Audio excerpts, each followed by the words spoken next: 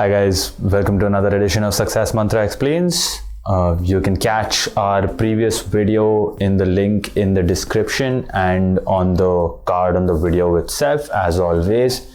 And today we are going to discuss the alternative medicine laws of 2020. So the monsoon session of Parliament this year was cut short. Nonetheless, we saw the passage of some major laws. Now, the two most important of these were the agricultural laws and the labor laws, both of which have already been covered in this series. Apart from those two big ticket reforms, we have also seen some amount of other legislative activity. So let's check out what's happened this year in terms of healthcare. Now, alternative medicine is a term that is used for medical treatment which is outside of mainstream medical care. So this is any kind of medical care provided by practitioners who are not doctors. So this is not mainstream medical science. This is medicine that is practiced not by your MBBS doctors or what some people call allopathy, right? Those are your mainstream medical doctors. That's your mainstream medical science. Alternative medicine is a catch-all term for non-mainstream medical disciplines, let's say. So to govern these disciplines, government has this year passed certain laws.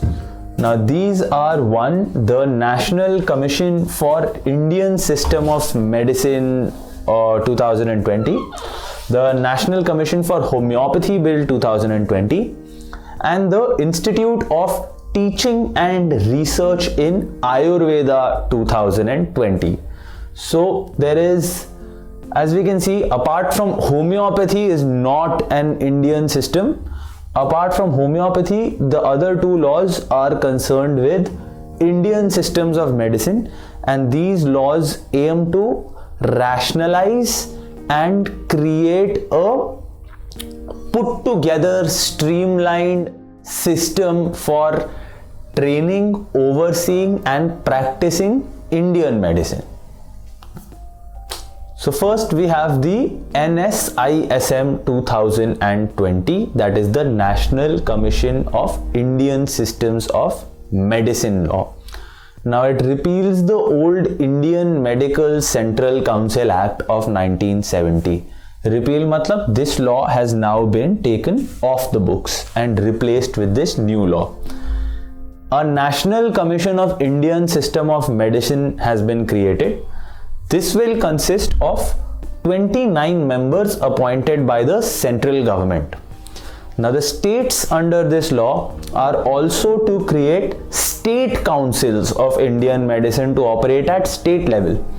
And these bodies, the main objective is to help to develop, maintain and oversee Indian systems of medicine. So both the art and the practitioners the law aims to create an ecosystem to inculcate growth of both. Now the NCH repeals the Homeopathy Central Council Act of 1973 to set up a National Commission of Homeopathy. So the National Commission for Homeopathy will consist of 20 members. The states are again supposed to create state councils for Indian system of medicine for the same. Now, ये जो bodies हैं, again their job for homeopathy is kind of like the NCISM is for Indian systems of medicine. So this bill also proposes a advisory council for homeopathy to advise the NCH. So the NCH is going to be responsible for creating and implementing policy, and an advisory council will not have power to create policy, but it will advise the National Council for Commission for Homeopathy. Further, a national eligibility cum entrance test for both undergrad and postgrad students has been proposed. So where homeopathy college courses exist, right now we do not have a national eligibility or exam criteria. So these new laws aim to professionalize alternate medicine, आप कह सकते हैं to some degree.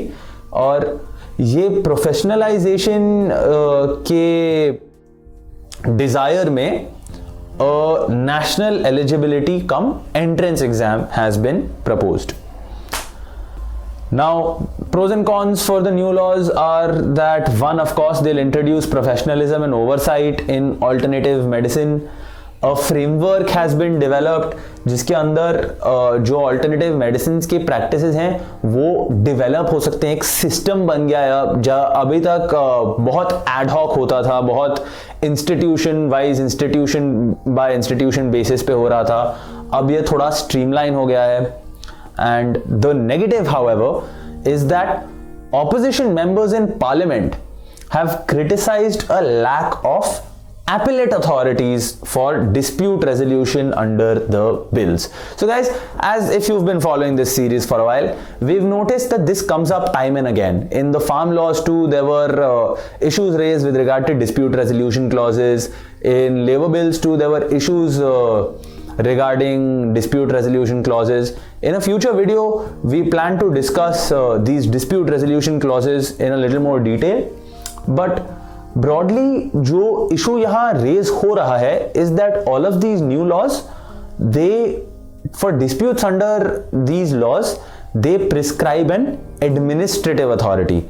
So we've talked about separation of powers a little bit, and administrative authority का काम क्या होता है? Law को enforce करना, adjudicate नहीं करना. Adjudicate करना काम होता है judiciary का. तो a lot of these new laws have a great amount of quasi-judicial functions discharged by administrative authorities, जिसका मतलब हुआ कि administrative authority set up हुई है under these acts to deal with disputes, जो fundamentally एक judicial procedure होता है. Now this is not necessarily a bad thing, because obviously courts are flooded, courts have a lot of burden. So these laws provide for, अगर जहां आपका dispute है, आप जो भी administrative authority है वो subject matter experts की constituted है, आप वहां पे जाइए पहले. अगर वहां के decision से आप happy नहीं है तो आप अपील कर लीजिए और उसके बाद आप courts जा सकते हैं. तो ultimately see, appeal from everywhere lies to higher judiciary anyway. लेकिन with the system like this, जो lower judiciary होते हैं आपके, जो civil courts हैं, they are excluded. तो आप फर्स्ट इंस्टेंस में सिर्फ एडमिनिस्ट्रेटिव अथॉरिटी के पास जा सकते हो. और कुछ लोगों को इस बात से कंप्लेंट है. Some of these complaints are valid. Of course this is an issue where there is no easy answer. And so as I was saying, part of one criticism opposition members in parliament have raised is a lack of appellate authorities. तो यहाँ पे first instance में आप administrative authority के पास जा सकते हो, और सेकंड इंस्टेंस में कोई एपेलेट अथॉरिटी नहीं बनाई है. If you are unhappy with the decision, so you will then have to go to the higher judiciary for redressal.